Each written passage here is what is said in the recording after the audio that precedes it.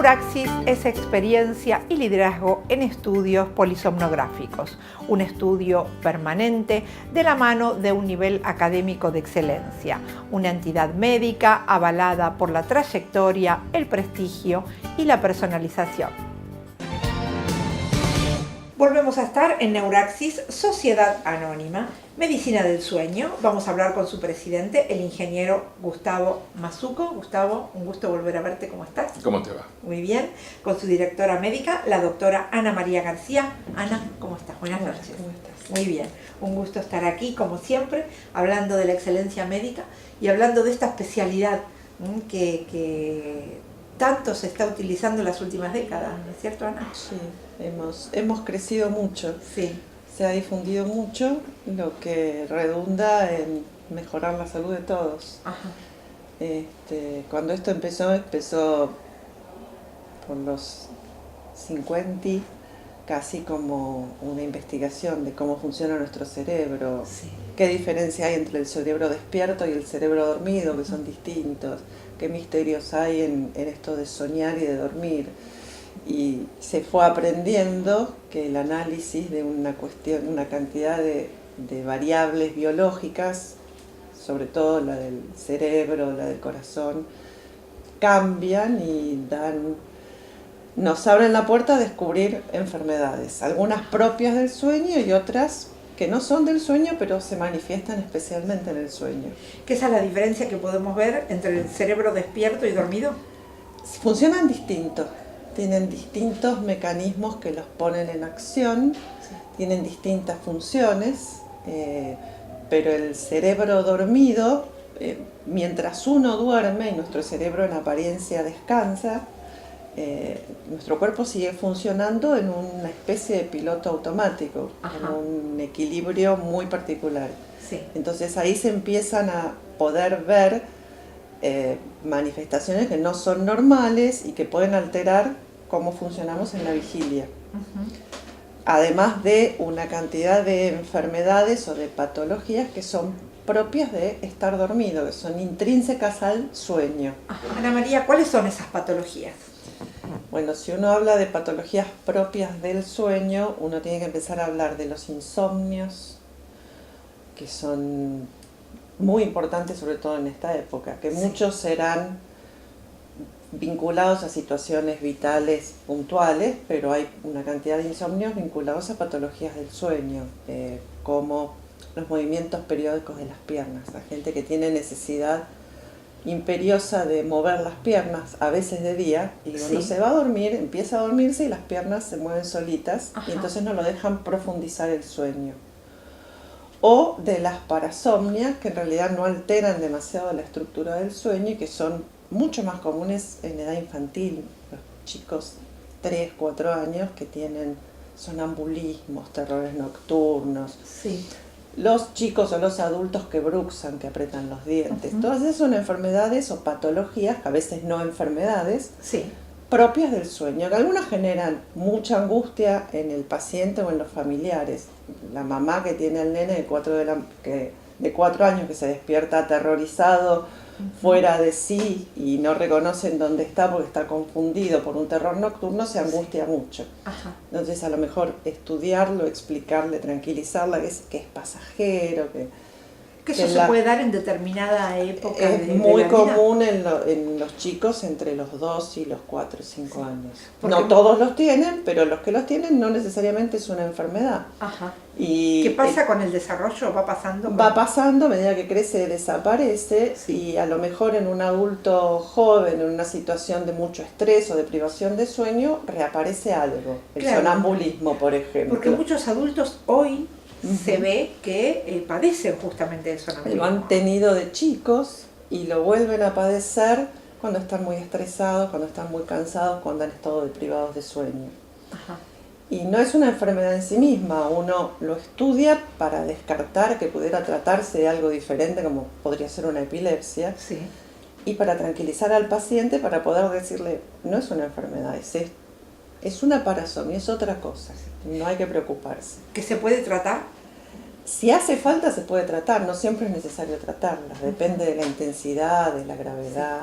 Y de cuánto afecte nuestra y vida. de cuánto afecte nuestra vida y sobre todo nuestra noche, nuestro dormir. Claro, exactamente. De cuánto, si es un adulto y tiene una pareja, de cuánto afecte esto en nuestra relación con otro, que también es importante. Sí. Bueno, ahí tenemos también una parte importante, una componente importante que son las apneas, ¿no? Que es toda la parte de respiratorio, que hasta ahora estábamos hablando de lo que es neurológico, de los diagnósticos soportados sobre la neurología, pero ahora también tiene un impulso muy grande todo lo que es respiratorio, las apneas del sueño y el mal dormir, la famosa higiene del sueño que hay que llevar como para poder ir manejando todas estas patologías, ¿no? Porque un mal sueño nos da una mala calidad de vida. Sin ninguna duda, sobre todo que vos estás manejándote esto lo va a explicar mejor Ana, por supuesto, pero no sé cómo llegamos. Pero llegamos porque el tema nos va llevando. Esto lo va a explicar Ana mejor, pero vos estás sufriendo una determinada cantidad de apneas que impiden que puedas realizar tu arquitectura del sueño normal a lo largo de toda la noche. Entonces te hace estar prácticamente en vigilia y altera no solo tu arquitectura del sueño, sino que altera tu día a día permanentemente, porque estás siempre cansado, agotado, sueño, te dormís en los semáforos, te dormís en las actividades que estás realizando, estás agotado todo el día, mala calidad de sueño. Claro. Entonces tenés las dos grandes vertientes, ¿no? La neurológica y la respiratoria, que son esto de las apneas. Ustedes están especializados en lo que es polisomnografía del sueño. Sí, nosotros somos un laboratorio de sueño. Sí, un laboratorio que en este sentido sí es reconocido, es referente. Sí, sin duda. Llevamos muchísimos años, desde el año 1983 estamos circulando en el mercado de la medicina y hemos ido desarrollando y nos hemos ido actualizando desde el equipamiento, que ahora por supuesto ya está obsoleto, pero desde el equipamiento que era con tinta y papel, a hoy, que hoy está completamente tecnificado desde otra manera y hemos evolucionado. Inclusive estamos utilizando la nueva tecnología que está funcionando de manera tal que hay muchos pacientes que pueden ir a realizarse el estudio en casa. Hacemos Holter, con lo cual el paciente viene acá a la noche, se conecta y va a la casa a dormir, que es mucho más relajado que venir a un lugar distinto, conciliar el sueño. Tratamos de que sea más específico el paciente que sí hace acá su estudio, ¿no? Y hablamos del mismo resultado, ¿no es cierto? Sí, absolutamente. Absolutamente. Ajá. Hablando de la mala calidad de vida, cuando tenemos mala calidad de sueño, esto me imagino que cuando van pasando los años interfiere mucho en el comportamiento, en la conducta y en la relación con los otros. Si vos hablas de un paciente, por ejemplo, que tenga apneas de sueño, o sea, que respire mal de noche y entonces fragmente el sueño, no duerma bien, no oxigene bien su cerebro mientras duerme, que eso pasa. Todo eso además sobrecarga el corazón, la respiración. Entonces, ese paciente va a tener primero la mala calidad de vigilia y esto de dormirse en todos lados, no menguar su vida social, rendir menos en su trabajo, pero también va a tener el aumento de riesgo de accidentes vehiculares o laborales por la somnolencia aumentada. Muchos profesionales que conducen como profesión además pueden estar transportando gente y si sufren de apneas de sueño son un peligro para ellos y también para los demás. Claro, totalmente. Si es un chico, un adolescente, rinde menos en su vida escolar, rinde menos sobre todo en materias muy críticas como la matemática. A la larga, si esto se prolonga, vos además podés tener un paciente con patología cardíaca, hipertenso, va agregando enfermedades que derivan todo de una situación básica. No respira bien cuando duerme. Claro, es mal dormir. Si previamente era un hipertenso y además tiene apneas, responde peor al tratamiento. Requiere más medicación o más medicaciones, se transforma en un hipertenso severo con mal manejo y a lo mejor la situación involucrada, agregada, que empeora su tratamiento es la apnea de sueño. Por eso es importante conocerla, pesquisarla y darle el tratamiento adecuado, que es independiente de los demás tratamientos. Exactamente. Esto es la importancia de un buen diagnóstico, ¿no? Sí. Certero, preciso, que nos pueda dar este valor, ¿no? ¿Qué es lo que padecemos y cómo lo podemos manejar? También tenés una higiene del sueño, ¿no? También tenés la higiene del sueño que es... hoy estamos muy afectados con las pantallas, estamos muy expuestos a todas las pantallas, televisión, celulares. Todo eso afecta al buen dormir sin ninguna duda. El consejo es, obviamente, que cada uno cumple dentro de lo que puede, pero el consejo es que no haya pantallas en el ámbito en el dormitorio, que no desarrolles, que no veas películas violentas previo al dormir. Sí. Claro, es una cosa que digamos, bueno, a ver, ¿qué es exactamente lo violento y lo no violento? ¿Hasta dónde vamos con esto? Bueno, esa es la higiene del sueño que hace que pueda mejorar. Ya cuando hay una patología instalada, bueno, ahí... Es indefectible que uno tiene que tomar medidas con respecto a eso. Sin duda, sin duda. Ahora, ¿realizamos higiene del sueño el argentino común o no? ¿O es muy adicto a todo lo que es la pantalla, la tecnología? No, somos todos adictos, Sí. sin ninguna duda. De hecho, lo último que haces es consultar el email, lo último que haces es mirar la pantalla del celular, a ver si está, si no está. Eso lo ve ella mucho en su práctica hospitalaria, eso lo ve permanentemente. Las distintas calidades y los distintos problemas que ocasiona estar expuesto a todo esto. Claro, exactamente. Que esto se nos va dando a largo plazo, ¿no es cierto? Sí, la Organización Mundial de Sueño hace mucho que afirma que una de las epidemias con las que estamos conviviendo es el mal dormir. Entonces cada año trata de llamar la atención sobre alguna situación particular del mal dormir. El mal dormir en los chicos, que se quedan con la computadora hasta muy tarde, Sí.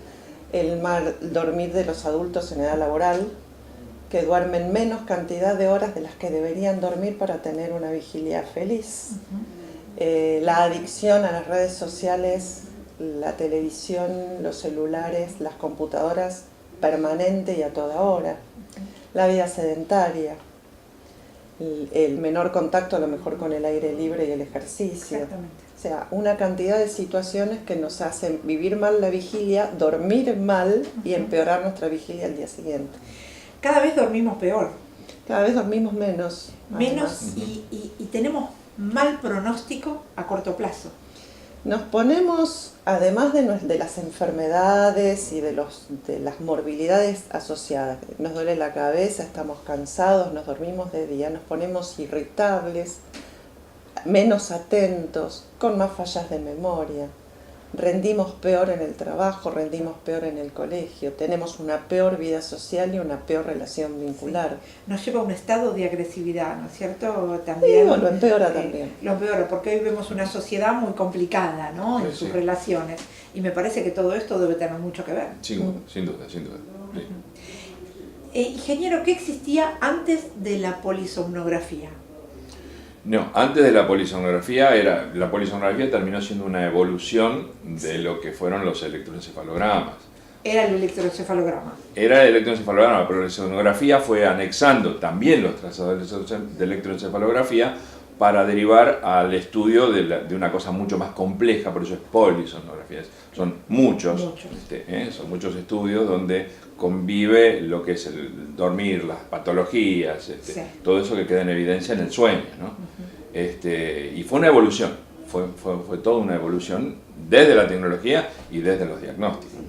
Y siguió evolucionando porque hoy, bueno, es absolutamente digitalizada, ¿no? Hoy la tenemos totalmente digitalizada y, como te decía antes, se está tratando de llevar el paciente a su ámbito y no trasladarlo, solamente algunas patologías que todavía conviven y necesariamente lo tenemos que hacer en un laboratorio de sueño, entonces traemos al paciente. Si no, lo llevamos a dormir a la casa y ahí desarrolla sus actividades más tranquilo. El único problema es que hay que encender el equipo a un determinado horario porque viene acá, se lo lleva y por ahí se olvidó de encenderlo. Claro, tiene que tener todas las Tiene instrucciones. que tener todas las instrucciones y los técnicos nuestros los llaman por teléfono y decirles enciendan. No se olvide de prender el aparatito. Enciendan. Claro, exactamente. Bueno, además está decir que ustedes están aquí los 365 días del año, ¿no es cierto? Nosotros estamos, exactamente. Y a la noche es el momento, bueno, que más pacientes vienen aquí. Y en la noche empieza a funcionar el laboratorio de sueño. Claro. Propiamente dicho con el trazado de polisonografía, o sea, con la adquisición de la polisonografía. Durante el día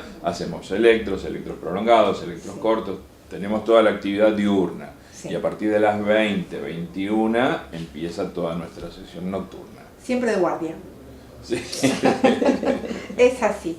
Muy bien, estuvimos en Neuraxis, Sociedad Anónima, ingeniero Gustavo Mazzucco, doctora Ana María García, como siempre es un gusto escucharlos, saber cómo podemos prevenir, cómo podemos tener una mejor calidad de vida, y es a través de ustedes que son los protagonistas de esta nota. Bueno, Gracias. muchas gracias. Buenas noches. Buenas noches.